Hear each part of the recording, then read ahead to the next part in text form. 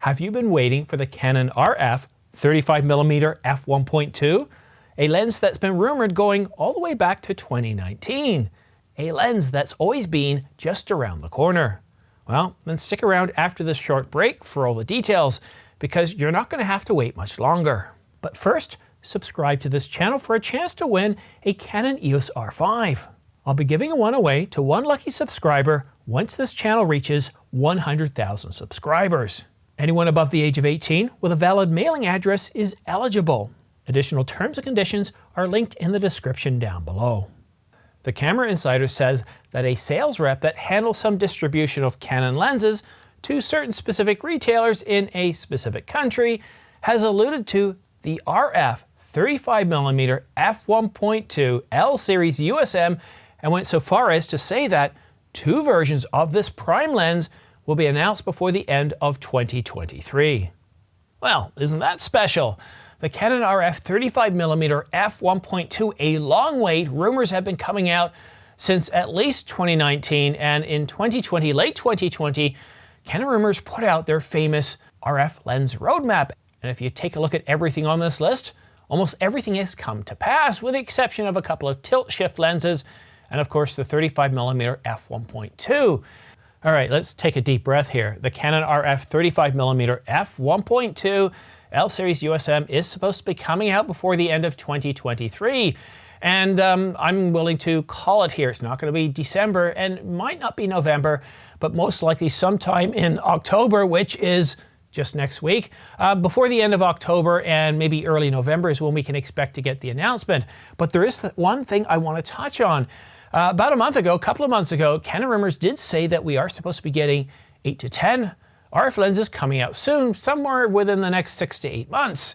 And to actually have a couple of lenses come out this year, which is something they also said, RF and RFS lenses, but a 35mm f1.2, well, it looks like this is not just coming from the Camera Insider. Canon Rumors has been talking about lenses coming out, but the Camera Insider is first to identify what those lenses might be.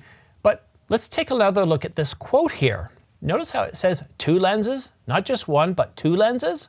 As the Camera Insider has aptly pointed out, we do have two versions of the 85mm. And no, I'm not talking about the more affordable $499 version. I'm referring to the regular L series USM lenses.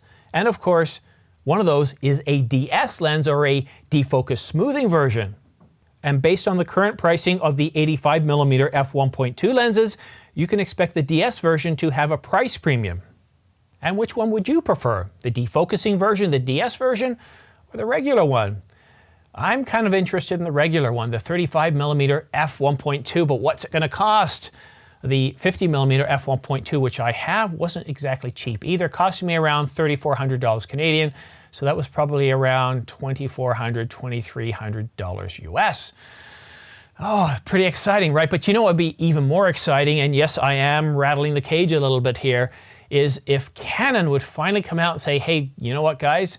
We're finally opening up the RF mount. We've got all these lenses coming out, 8 to 10 RF lenses, and you know what? We're going to go ahead and open up the mount. So you know what? If you want to go ahead and produce lenses for the RF system and you want to do autofocus, knock yourselves out.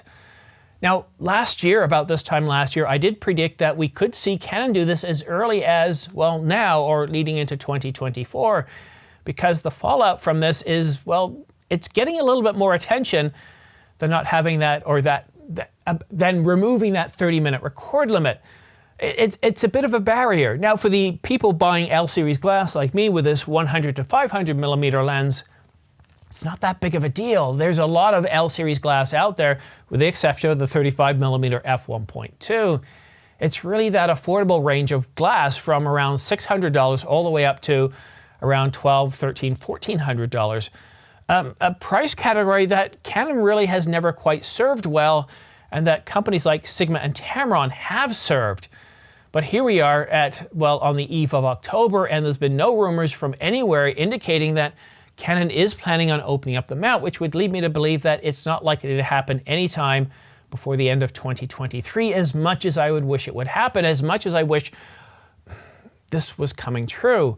It doesn't mean that it won't happen in 2024. Canon is feeling the pressure from this, based on conversations that I've seen in the press. they're getting a little bit frustrated with all this talk about lenses coming out, and to have 8 to 10 lenses is a good thing. But really what we want to see, and even if you're just buying L series glass like I am for the most part, I would still like to see that affordable range because it brings us other options. It serves that community of people buying cameras like the Canon EOS R50, the Canon EOS R10, and even the R7. And these cameras are doing quite well. They're very affordable. And just looking at the Canon EOS R50, well, it does have some, I guess, capabilities that are missing. At $679, it's a very capable camera with 6K oversample 4K, and the photo capabilities of this camera, it's one of the first Canon cameras to really utilize that computational photography, and it's a very exciting camera. But once you look past the kit lenses available, when it comes to what Canon is offering on the RF mount, there really aren't that many affordable lenses to get you excited, to get you to grow, unlike Sony's E-mount. So if you want to stay up to date on all the latest camera gear news and rumors, specifically the RF mount, what lenses we're getting, and whether Canon is finally going to open up the RF mount, well then go ahead and subscribe, but make sure you also choose all notifications, so that way you can stay up to date on all the latest camera gear news and rumors. And for all those minor news and rumor stories, for all those stories that aren't quite big enough to have their own separate video, such as pricing information, like, well, Canon lens prices are still on sale. We've got $300 off the R5 and the R3. Then go ahead and follow me on X, formerly known as Twitter, with this link here. And if you like supporting this channel and you want to help this channel grow, then consider using my affiliate links for Adorama, B&H, and Amazon.com. These ones right here, because, well, every time you purchase using those links, I get anywhere from 2 to 12% back, which really does help this channel grow. And for those of you that have used these links in the past, thank you so much. It means an awful lot. Oh, and one last thing, I do have another video coming out in just an hour or two. It's been a very, very busy morning, and it's not even 6:30 yet. So anyhow, thanks so much for tuning in. We'll see you again soon.